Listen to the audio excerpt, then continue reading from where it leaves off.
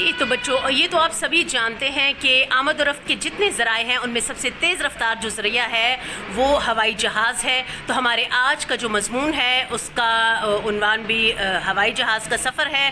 تو ہوائی جہاز کے سفر کے حوالے سے ہم کس طرح سے پوائنٹس کو ڈسکس کریں گے، آئیے اس پر میں آج بات کرتی ہوں. ہمارا پہلا پوائنٹ ہے ہوائی جہاز جدید دور کی ایجادات میں سے ایک حیران کن ایجاد ہے.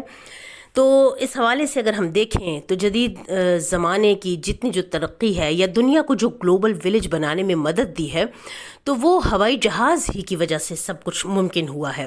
تمام اقوام کے درمیان، تمام ممالک کے درمیان فاصلے سمٹ چکے ہیں اور ہوائی جہاز کی وجہ سے تمام ممالک جو ہیں آپس میں ایک دوسرے سے منسلک ہوئے ہیں، ایک دوسروں کی تہذیبوں سے شناسائی ہوئے، تجارت کو فروغ ملا ہے اور ایک دوسرے کے جو تجربات ہیں ان سے بھی استفادہ کرنے کا موقع ملا ہے.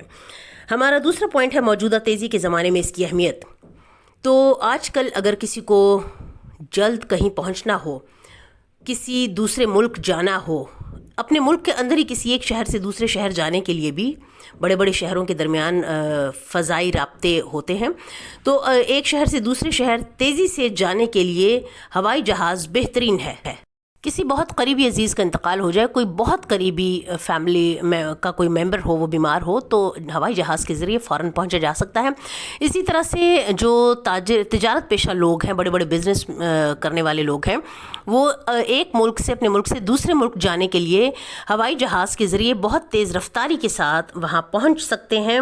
ہمارا تیسرا پوائنٹ ہے اپنے کسی سفر کا حوالہ دیتے ہوئے ہوائی جہاز میں سفر کی سہولیات، آرام اور لطف کا ذکر کریں. تو اس حوالے سے مجھے ایک بار اتفاق ہوا لاہور سے اسلام آباد ہوائی جہاز کے ذریعے سفر کرنے کا. یہ میرا ایک یادگار سفر تھا اور ہوائی جہاز میں جہاں تک سفر میں لطف کا ذکر اگر میں کروں تو میں نے بے حد لطف اٹھایا. پھر دوران پرواز بہت اچھے کھانوں سے ہماری تواضع کی گئی اور ایئر ہوسٹس بھی بہت خوش اخلاق تھیں.